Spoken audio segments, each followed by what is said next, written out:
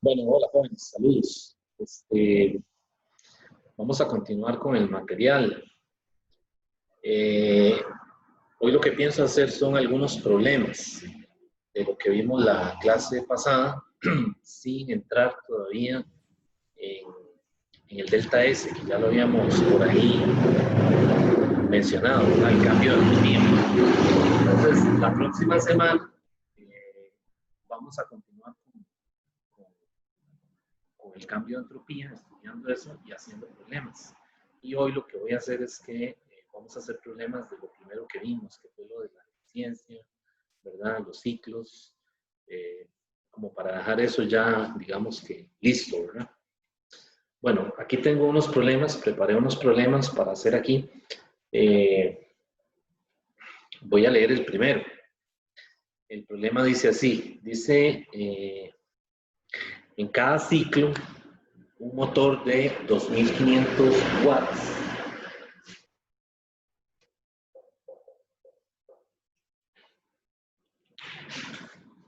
extrae 2100 joules de un depósito térmico.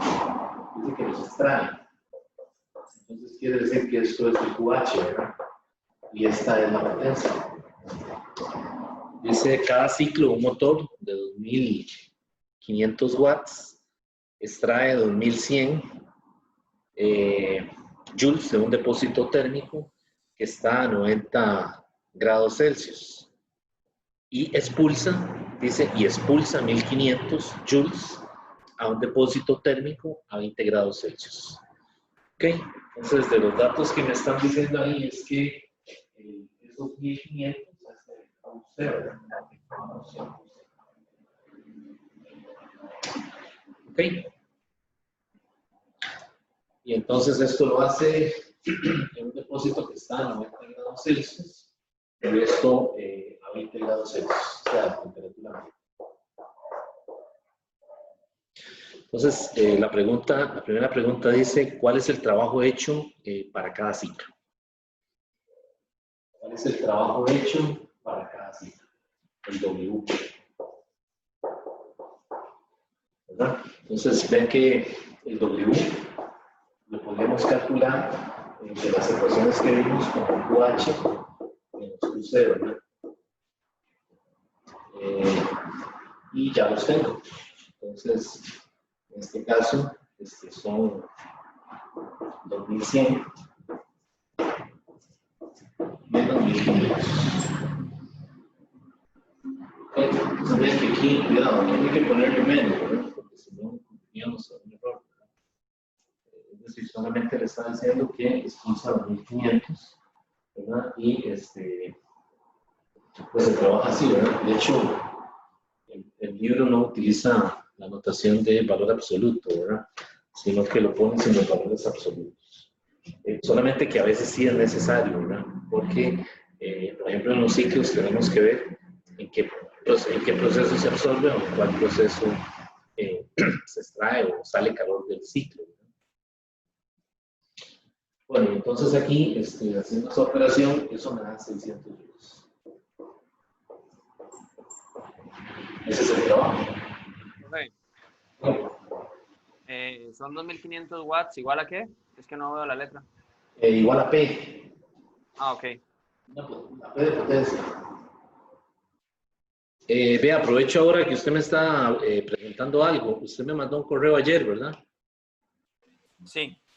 Pero dice que adjunta un documento, pero el documento yo no lo veo en el correo. Yo le respondí diciéndole que no me había llegado para que revise. Ah, ok, ok. Sí. Bien, entonces vamos a continuar. Entonces, la parte B le dice que cuál es la eficiencia del motor.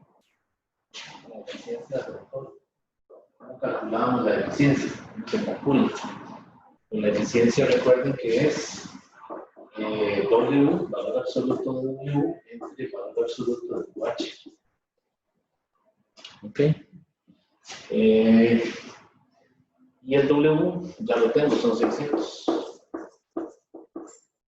Y el QH también me lo dieron, son 2100. Y la eficiencia es una cantidad dimensional, y eso me da 0.3. Está entre 0 y 1, ¿verdad?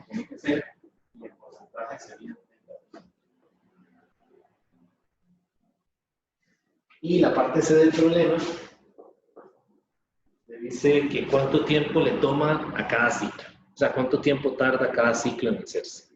Entonces, pues, ya yo sé que potencia es trabajo entre tiempo.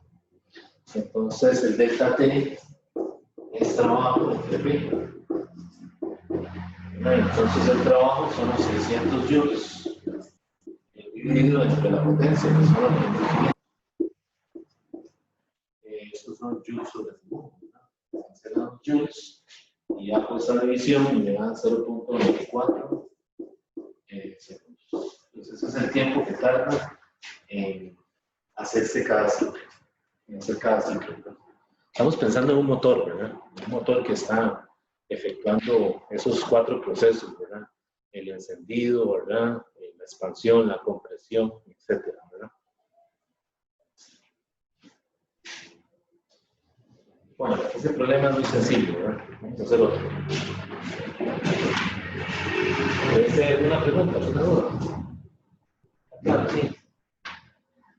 Veo el enunciado nuevamente por aquello de que haya quedado algo que no sea claro. Dice, con cada ciclo un motor de 2500 watts extrae 2100 joules de un depósito térmico que está a 90 grados Celsius. Ya cuando le dice eso, y si comparamos con la reacción, ese es el depósito a mayor temperatura, ¿verdad?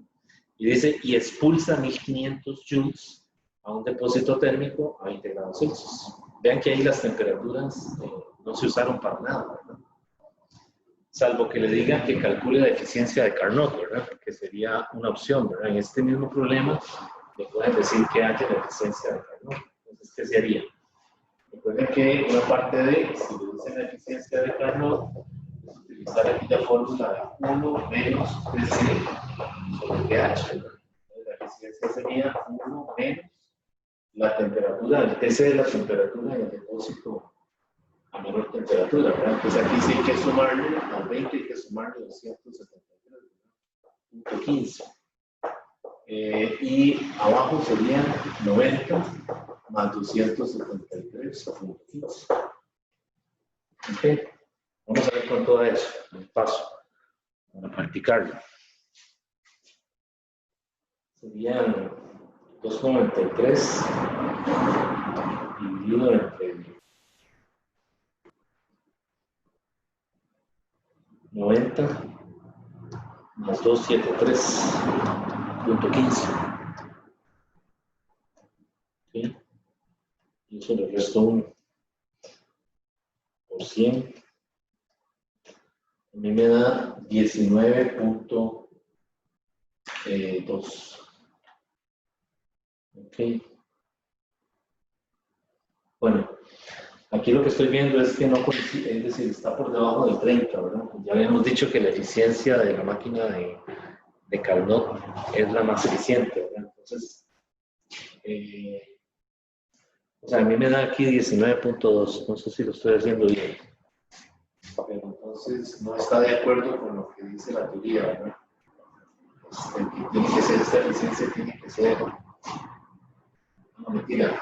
Sí está bien, ¿verdad? Estamos bien, porque la eficiencia de la máquina de Carnot tiene que ser siempre menor que la eficiencia de una máquina real, ¿verdad? Estamos bien, no he dicho nada.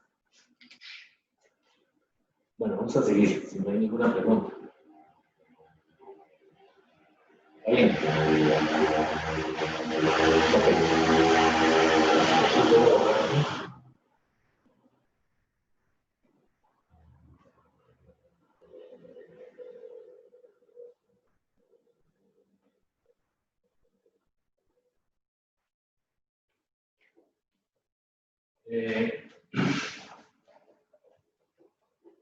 Bueno, paso les cuento, estoy teniendo un problema con esta computadora es nueva, la nueva sacada del paquete, como dicen, ¿verdad? Y resulta que la calidad de la imagen en la pizarra era mejor de la otra que tenía. Entonces no sé cómo están viendo ahora la pizarra, porque en algunos videos he visto que como que se pone, es decir, no se distingue lo que escribe. Entonces, tengo que ver qué hago con eso, ¿verdad? No sé ahora mismo si están viendo bien la pizarra, pero voy a ver si reviso la computadora porque No sé qué está pasando ahí. Bueno, entonces vamos a hacer otro problema. Bueno, este problema dice un refrigerador con un coeficiente de desempeño de 3.8. Recuerden que el coeficiente de desempeño también le llaman el coeficiente de operación o también es la eficiencia del refrigerador, ¿verdad? Y recuerden que en frigoríficos, ¿verdad? La eficiencia tiene una forma en modo calentamiento, si se trata, por ejemplo, de una bomba de estas de aire, ¿cómo se llama? Estas bombas que ambientan las casas, ¿verdad? No es aire acondicionado, sino es calefacción. O también está el modo enfriamiento, que es el caso propiamente de un refrigerador, ¿verdad? Entonces, lo que le está diciendo es que es un refrigerador, ¿verdad? Con un coeficiente de desempeño de 3.8. Ese coeficiente de desempeño yo lo llamo con la letra K, pero también usan esta simbología, el modo de enfriamiento, ¿verdad? Ese se está usando para enfriar 2 litros de agua mineral.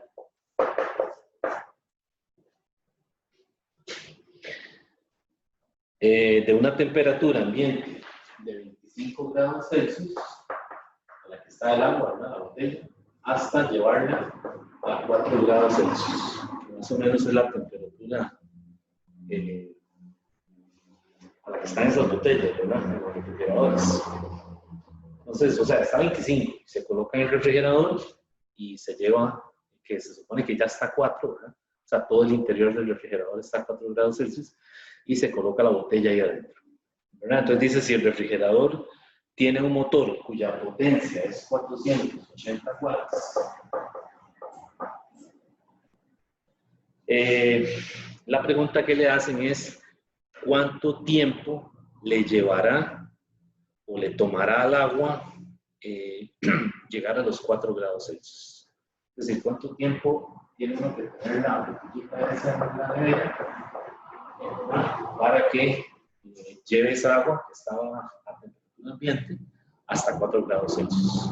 Y bueno, aquí suponemos que ya el refrigerador, obviamente cuando usted abre la puerta y coloca la botella ahí adentro, ya el refrigerador está ambientado a 4 grados Celsius. Bueno, entonces, ¿qué podríamos hacer aquí para resolver este problema?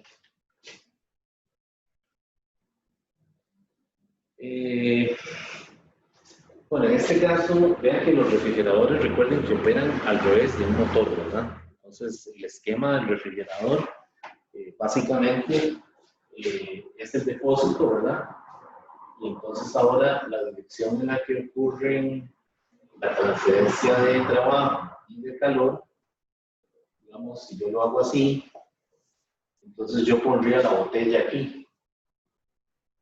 Esta sería la botella que tiene volumen V, ¿verdad? Y aquí se hace el trabajo que lo hace el motor del refrigerador para extraer el QC y liberar el QH, ¿verdad? Al depósito a temperatura pH. Y este es el depósito a temperatura TC.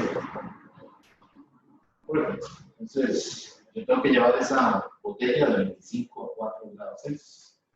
Y entonces lo que me dice es cuánto tiempo aproximadamente se necesita.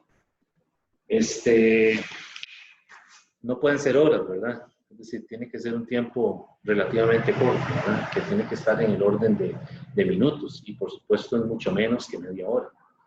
¿De acuerdo?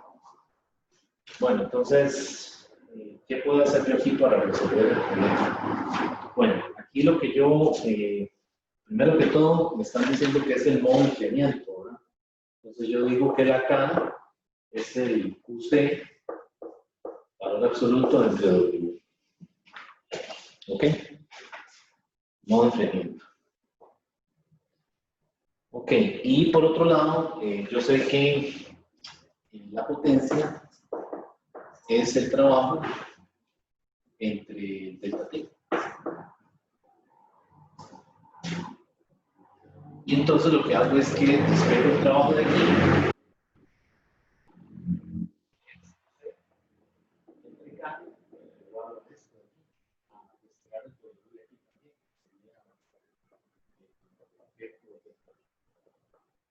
Aquí sería P por delta T. Y entonces ya yo de aquí puedo despejar el delta T. Delta T sería el valor absoluto de QC entre la K, que es el coeficiente de operación, que son los 3.8, multiplicado por la P, ¿verdad? Que es la potencia. ¿Está bien? ¿Hasta ahí alguna duda?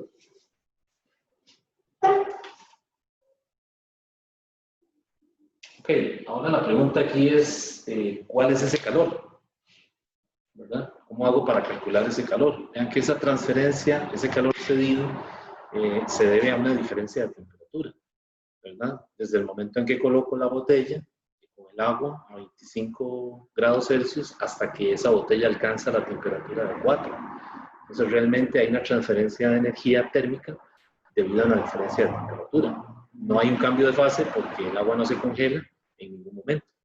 ¿De acuerdo? Entonces, ese calor debería poderlo calcular en esta fórmula. MC delta T entre K.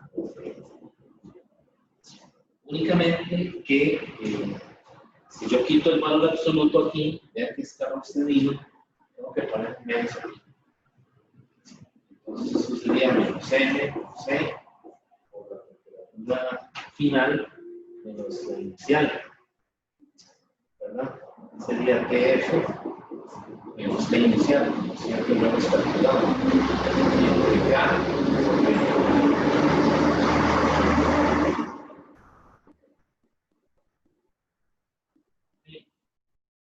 y la masa no la tengo, pero me están diciendo que son 2 litros de agua. Y recuerden que la densidad del agua es un gramo,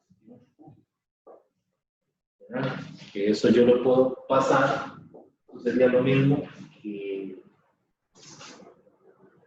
1 kilogramo entre litro, si hago la conversión.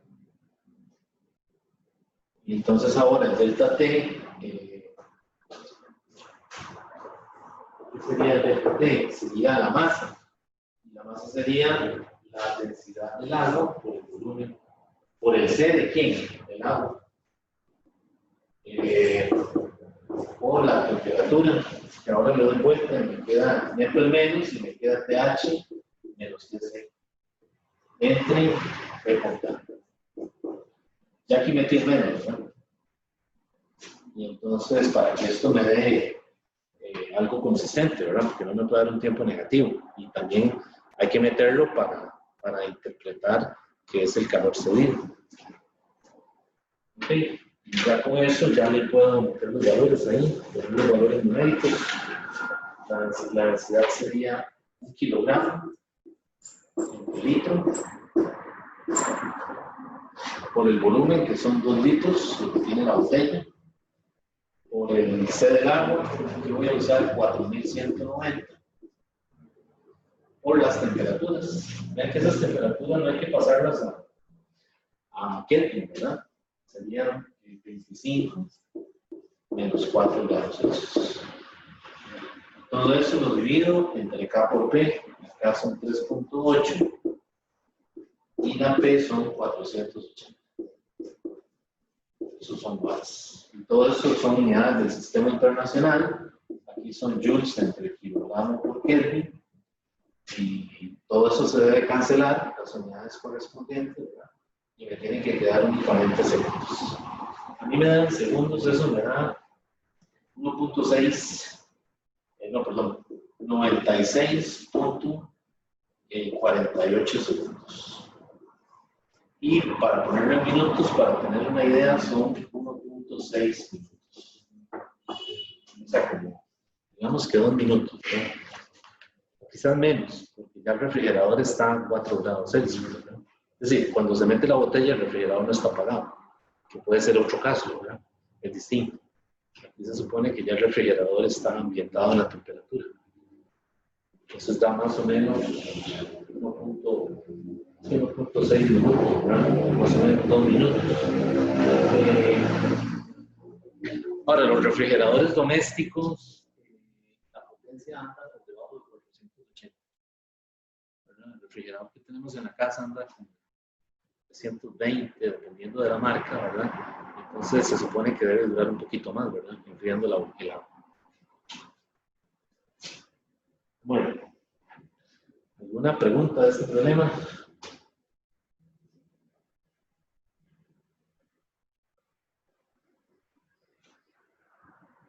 ¿Está claro?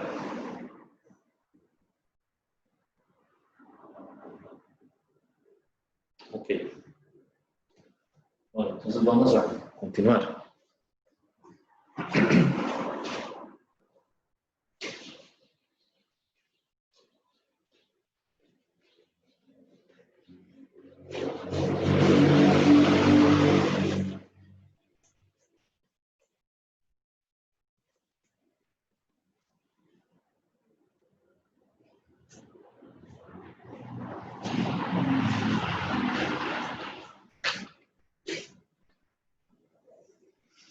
Bueno, este problema es de un automóvil. Dice así, dice quemar combustible transfiere 4 por 10 a la 5 watts de potencia al motor de un vehículo cuya masa es de 2000 kilogramos. Me están diciendo que hay una transferencia cuya potencia es de 4 por 10 a la 5 watts. Y la masa del vehículo es 2000 kilogramos. Okay. Dice si la eficiencia del motor es de 25%,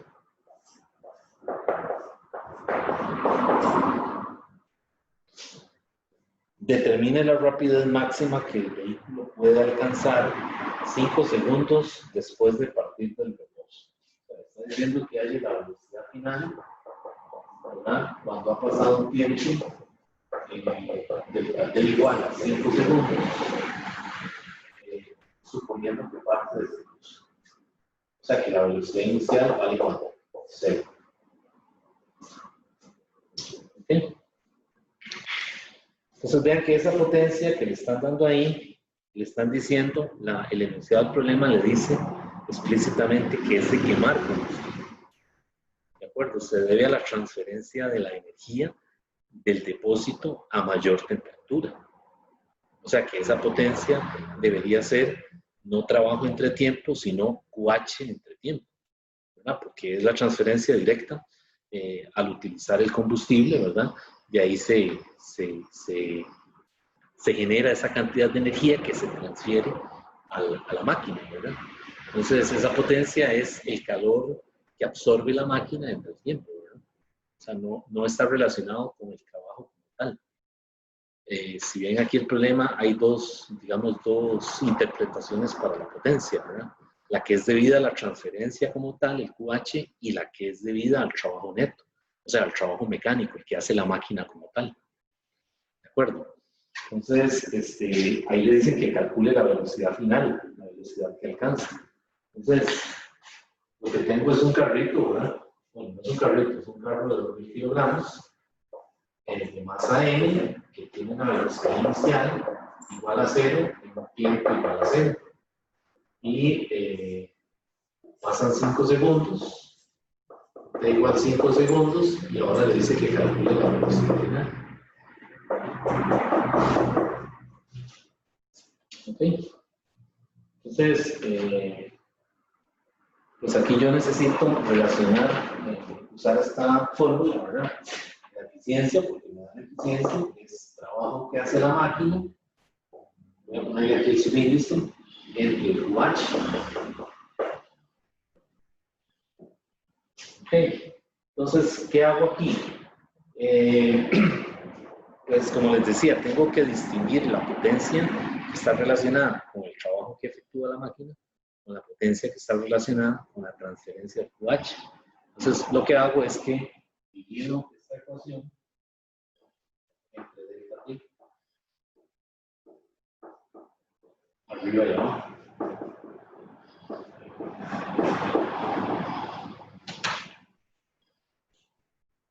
Okay. Y entonces aquí, esto de aquí es la potencia que me están dando. Entonces ven que me queda el trabajo que hace la máquina entre delta T, ¿verdad? Multiplico extremos y medios, y ahora eso que está en el paréntesis es la potencia que me da el problema. Los 4 por 10 a la 5. Bien. Aquí la confusión es que se puede interpretar que esos 4 por 10 a la 5 están relacionados con el trabajo mecánico, ¿verdad? O que puede claro, la desplazarse, y no, ¿verdad? Está diciendo que debido a, ¿verdad? O sea, el hecho de quemar el combustible, ¿verdad? Le produce esa transferencia de energía, ¿verdad? Y ya, ¿verdad? Porque entonces de aquí, vean que el trabajo de la máquina lo puedo despejar, ¿verdad? Y esto es igual a la eficiencia por el delta T, que son los 5 segundos, por P. Y el trabajo de la máquina es el cambio de K. Que es K final, menos K inicial, es igual a E por delta T. Y K inicial es 0, ¿verdad? Porque dice que sale del depósito.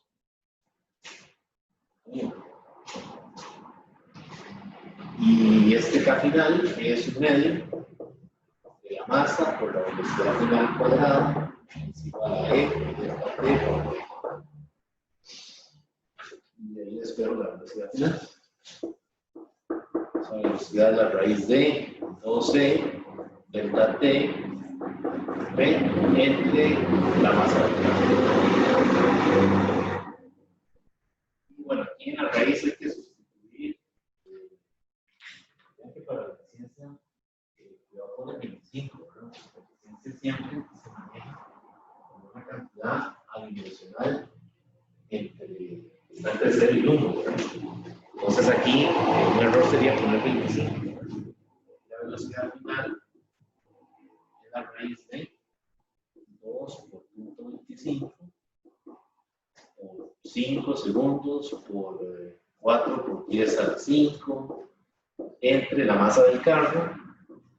No es un carro pequeño, ¿verdad? Los 1 kilogramos ya es un carro, o sea, es un carro ya tipo, por ejemplo, esos carros dobles, ¿verdad? Doble tracción. Pero no es un camión, ¿verdad? Bueno, podría ser una camioneta pequeña. Es un carro de estos grandes, ¿verdad? Bueno, aquí ya hago el cálculo, ¿verdad? Eso a mí me da 22.36 metros por segundo. Y si lo paso a kilómetros por hora, para tener una idea, ¿verdad?, de cuál es esa velocidad y relacionarla con la eficiencia, al pasar esto a kilómetros por hora, a mí me dio 80.5. 80.5 kilómetros por hora. O sea, está diciendo que ese carro tiene un motor tal que yo lo puedo llevar de 0 a 5 segundos a que alcance esta velocidad. 80.5 kilómetros por hora. ¿Eso será viable? Sí. Con esa eficiencia. Bueno, si uno compara con datos reales, ¿verdad?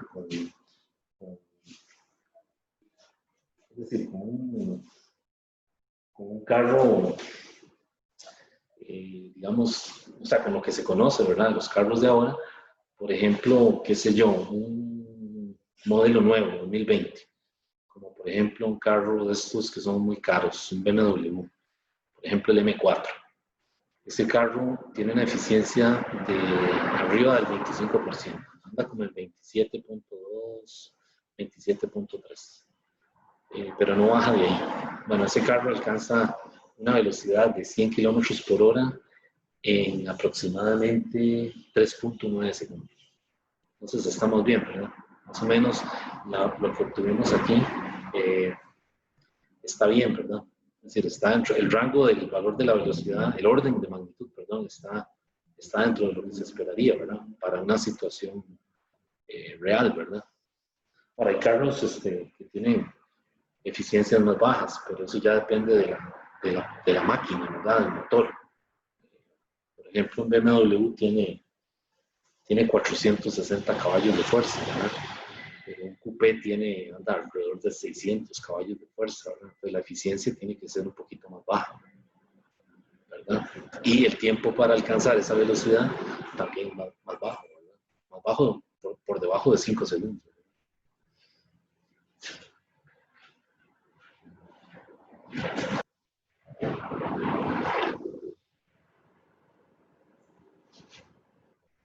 Bueno, ¿alguna pregunta a este problema?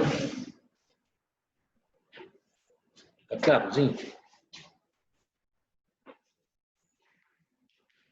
Bien.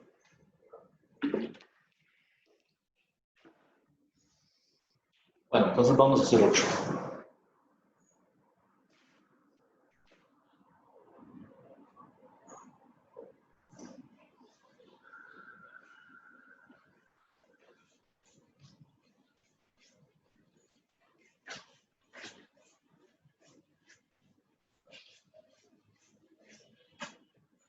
Bueno, vamos a hacer ahora un ciclo.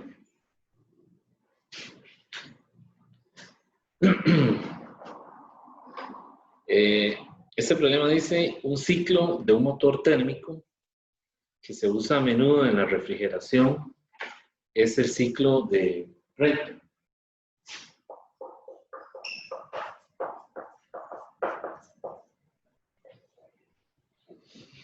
Dice, el cual involucra y le comienza a hacer digamos, la descripción de cómo, es decir, cuáles son los procesos de los que está compuesto.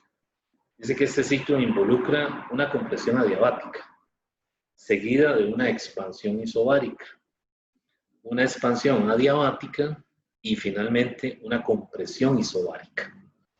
El sistema comienza en una temperatura T1 y hace una transición a temperaturas T2, T3, T4, ¿verdad? Conforme el ciclo se va repitiendo, ¿verdad? Entonces, el problema lo que le dice la parte A es que haga un esbozo del ciclo en un diagrama PU. Cuando le dicen un esbozo o que esboce el diagrama, lo que le está diciendo es que no lo haga a escala.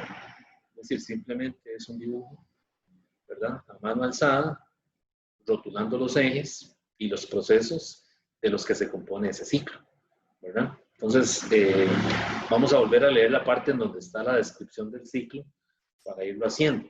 Entonces, la parte A es que haga el diagrama PU del ciclo. Entonces,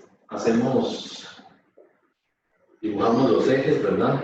P1, el eje Y, el eje X. Y entonces le dice que, vamos a ver dónde comienza, dice, involucra una compresión adiabática. Entonces, si se trata de una compresión adiabática, tengo que hacer algo así. Una curva así. Como me dice que es una compresión, entonces la flecha tiene que ir para arriba.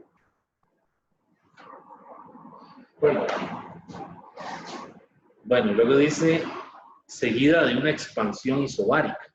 Entonces, no cojo hacia la izquierda, sino hacia la derecha. Expansión isobárica.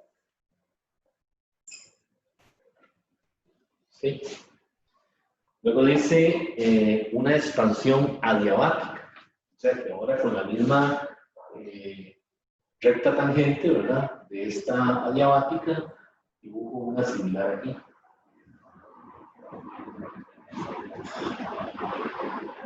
¿Sí? Y esa es una expansión, entonces la flecha va para abajo. Y dice, y finalmente una compresión isobárica. O sea que ahora cierro el ciclo así, con una compresión isobárica. Y la flecha va hacia la izquierda. Entonces ese sería el diagrama de PU, ¿verdad? Esto es isobárico, esto es isobárico, esto es adiabático y esto es adiabático. Y es importante numerarlo, ¿verdad? Entonces, yo le puse 1 aquí, donde comienzo. Aquí es 2. Aquí es 3, este otro punto, y aquí 4.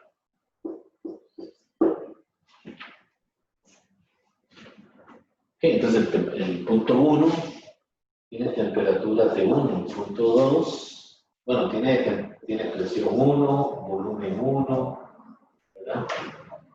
Tiene las 3 coordenadas en cada uno, ¿verdad? Pero poniendo nada más temperaturas, aquí es la temperatura 2, aquí es la temperatura 3, y aquí es la temperatura. Y ahí estaría el esquema del diagrama. ¿Alguna duda? Sí.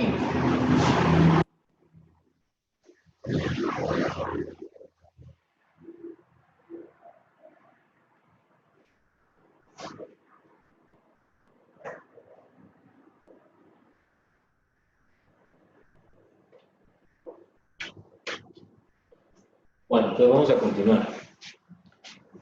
Si no hay ninguna pregunta. Entonces vean, como el proceso es, como estos dos procesos son adiabáticos, por ahí no entra ni sale calor. Entonces, con la definición de la primera ley que nosotros estamos usando, Q más W, el calor debería entrar por aquí. Ese es el QH. Y debería salir por aquí. Ese es el QH. Bueno, entonces la parte B del problema está diciendo que calcule la eficiencia en términos de las temperaturas. HE, la eficiencia, ¿verdad? En términos de las temperaturas. O sea que la respuesta no puede tener ninguna otra cosa que no sean las temperaturas.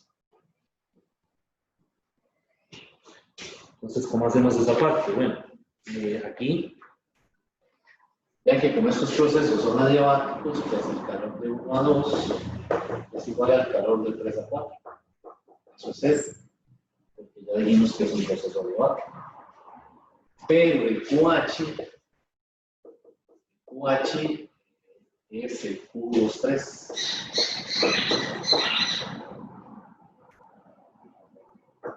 Okay, y vean que ese es un calor que absorbe el motor a presión constante. Entonces sería M, Cp, delta T, y la T que sería T3 menos T2. Por eso es importante ponerle las flechas al diagrama PV. Si usted hace el dibujo y no pone las flechas, quedó mudo, porque no sabemos cuál convenio de signos está usted utilizando con la primera ley, ¿verdad? Entonces, vean la importancia de ponerle un sentido a cada proceso. Bien, y entonces el QC, que es el calor cedido, es el valor absoluto de ¿quién? Del proceso de 4 a 1. ¿Verdad? Y eso sería un MCP T1 menos T4. Okay. Ahora, aquí hay que tener cuidado. Ven, si yo, o sea, si le quito el valor absoluto a esto, tengo que ponerle el signo negativo. Porque tenemos que ser consistentes con lo que dijimos acerca de qué signo tiene el Q cuando es absorbido y cuando es cedido, ¿verdad? Porque ya habíamos visto cuando vimos la primera ley, ¿verdad? Entonces, aquí hay que tener cuidado con ese signo. Ok, y ahora ya entonces, pues ya puedo calcular la eficiencia. Porque ven que la eficiencia yo la podría calcular como el trabajo neto entre el valor absoluto de QH. Pero si lo hago por aquí, vean que necesito el trabajo de 1 a 2, más el trabajo de 2 a 3, más el trabajo de 3 a 4, más el trabajo de 4 a 1. Y me faltan datos para calcularlo por aquí. Y el QH aquí sería el Q23. Y le quito el valor absoluto porque yo sé que es calor absorbido. Va a ser positivo. pero estos trabajos no los tengo. Es decir, no tengo los datos, ¿verdad? Porque, por ejemplo, el 1-2 es un proceso adiabático. Depende de que un proceso adiabático, el trabajo era 1 entre gamma menos 1, P final, V final, ¿verdad? Y no me están dando, es decir, no conozco todas las coordenadas del problema, ¿verdad? No conozco presiones y números. Entonces, más bien aquí, para calcular la eficiencia, mejor es irse por el otro camino.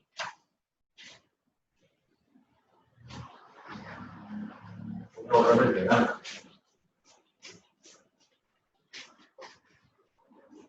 Aquí yo más bien utilizaría, yo diría que la eficiencia es UH menos UC entre UH. Eso sería 1 menos UC entre UH. Y esos Q si los tengo, ¿verdad? Porque esa E sería, esa Q de arriba sería 4,1, ¿verdad? Sería 1 menos Q 4,1 y abajo Q 2,3. Y por ahí sí lo puedo hacer, ¿verdad? Porque tengo los dos Q, ¿verdad? Los conozco. Solamente sustituyo. La eficiencia sería 1 menos Q 4,1 sería menos MCP. Y abajo sería NCP, el 3. Y como no me dicen qué tipo de gas es decir, no lo necesito, ¿verdad? No me están diciendo que sea monoatómico o diatómico. Si ya le dan la naturaleza del gas, pues entonces es posible que la eficiencia se tenga que calcular de otra manera para este mismo ciclo. Pero como aquí no, eso no es importante, cancelo la N, CP, y ya me queda una respuesta que es 1 menos T4 menos T1 entre T3 menos T2. ¿Okay? Y esto claramente es 1. Entonces, si quieres específico, la respuesta está bien, porque la eficiencia tiene que estar en el intervalo entre 0 y 1.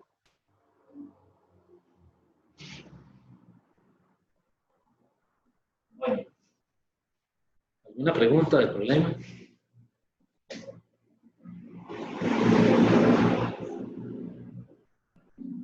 No hay dudas. Todo claro. Bueno, entonces vamos a quedar aquí, jóvenes, y la próxima semana continuamos con el tema nuevamente, retomamos, ¿verdad? El tema de cambio de entropía, que yo lo comencé a ver la semana pasada, perdón, el lunes, pero hoy decidí mejor hacer unos problemas de esto de eficiencia para que no quede así como que quede ahí sin hacer algún problema representativo. Entonces la otra semana, el lunes, empezamos a ver ya la parte de entropía, ¿verdad? Cómo calcular los cambios de entropía, que es lo que nos interesa aquí, ¿verdad? Recuerden que la entropía no nos interesa como función de las variables macroscópicas, sino como un cambio finitesimal, o sea, como una cantidad, un número, ¿verdad? Concreto. Entonces, continuaríamos el próximo lunes. Recuerden, como un comercial antes de terminar la clase, recuerden que hoy es el último día para presentar apelaciones del tercer parcial, por si alguien por ahí todavía tiene algo que presentar. Una pregunta con eso. Es que yo mandé un correo a la escuela, pero no me han confirmado, no me han recibido el reclamo. ¿Cómo hago? Digamos, ya he mandado 2 correos para que me contestaran y no me han dicho nada. Ya, pero usted se refiere a como a un recurso revocatorio o algo así. Ajá, exacto, sí. Ya, pero digamos, hasta donde yo entiendo, porque yo consulté con la escuela, me dicen que el procedimiento es que primero el estudiante le hace las apelaciones al profesor. Ah, profe, no, en realidad eso es así. Usted tiene derecho a un recurso de una solicitud de aclaración y adición. Entonces uno puede mandarle como un correo al profe y el profe le explica más o menos por qué está mal.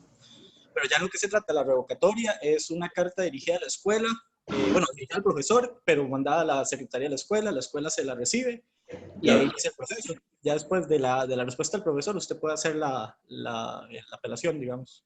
Ajá, bueno. Proceso, digamos. Ok, bueno, no lo entendí muy bien, pero yo consulté con el director de la escuela y él me dice que, o lo que él entendía en ese momento, él me decía que el recurso revocatorio es cuando ya el estudiante no llegó a un acuerdo con el profesor o simplemente el profesor nunca le contestó. Eso es lo que él me dijo. O sea que la vía primero, la vía que hay que agotar primero, según me explicó él, es con el profesor. O sea, usted me hace las apelaciones y si yo no le respondo o le digo, no, eso no es apelable y usted no está de acuerdo, entonces ahí es que viene el recurso revocatorio. Pero está bien, es decir, eso fue lo que yo le entendí a él en ese momento.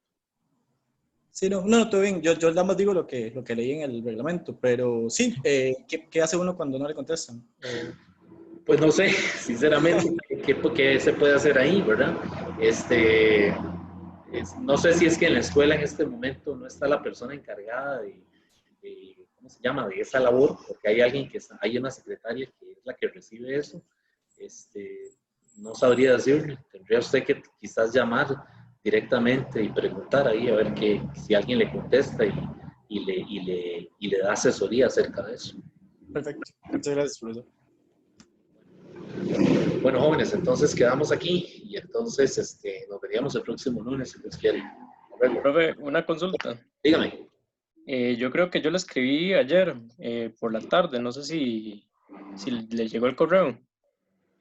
Tengo todavía como 3 correos que no he visto. El nombre suyo está así, como aparece aquí en la pantalla. Andrés Guevara, sí. Ok, voy a revisar. Por ahí he visto 3 correos que no los he podido abrir.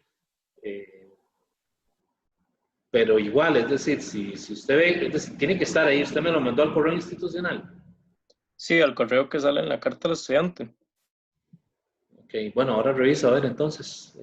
Yo todas las apelaciones, o no solo apelaciones, sino más que todo este examen han sido preguntas que los estudiantes, o sea, dudas de cómo se hace el problema, pero que yo todas las he tratado de ir contestando, ¿verdad? Ahora en el transcurso de la tarde-noche me siento a revisar a ver si tiene que estar ahí su correo. Ok, está bien, muchas gracias, profe. Si cualquier cosa no le contesto, qué sé yo, si pasan 2, 3 días, recuérdeme, por favor, porque es posible que no me haya llegado el correo o lo tengo ahí, pero si lo tengo enseguida se lo contesto. Profe, sí, yo sí le había contestado el correo, pero Ajá. usted me había dicho que le tomara como pantallazo a las preguntas, ¿sí? Que le tomara un pantallazo a las preguntas. Exacto. Es decir, yo siempre les digo eso, porque es que... Pero digamos, ¿se lo adjunto todo en un PDF o los puedo pegar así en el correo, normal? No, usted los manda en el correo, los manda ahí, Okay, pone los Sí, no. pantallazos en el correo y ya está, y yo reviso la pregunta y si, lo mismo que les he dicho, si la pregunta no está la respuesta o está mal redactada o es algo que enseguida yo lo anoto y le doy el punto de esa pregunta, ¿verdad? Lo que pasa es que... Ajá. No, entonces sí, ya le había contestado. Sí, es que usted ayer me mandó un correo y me dice, adjunto el documento, y me puse a revisar el correo y no veo ningún documento. Por eso es que ahora le dije. Ok. Entonces, si lo tiene, para que me lo vuelva a enviar, porque parece como que usted no lo adjuntó, fue lo que me dio. No adjunté ningún documento, como que puse ahí las preguntas con los Sí, usted me manda el correo, en el mismo correo escribe sus dudas o lo que usted considere la pregunta y me manda el pantallazo, ¿verdad? Y entonces ahí yo lo reviso y le digo si hay alguna pregunta que sea apelable. Lo que pasa es que muchas veces pasa lo siguiente, me mandan el pantallazo, pero no me mandan, es decir, cuando tomaron el pantallazo no se ve el número de la pregunta. Entonces, no puedo hacer nada, porque yo necesito el número de la pregunta para no tener que ir revisando pregunta por pregunta en su examen, ¿verdad? Porque son 40 estudiantes y ir pregunta por pregunta no acabo. Entonces, por eso les digo que me manden el pantallazo donde se vea el número de la pregunta. Ok. Y eso sería, profe. Todo bien. Ok, perfecto. Bueno, hasta luego. Gracias. Ok, con gusto.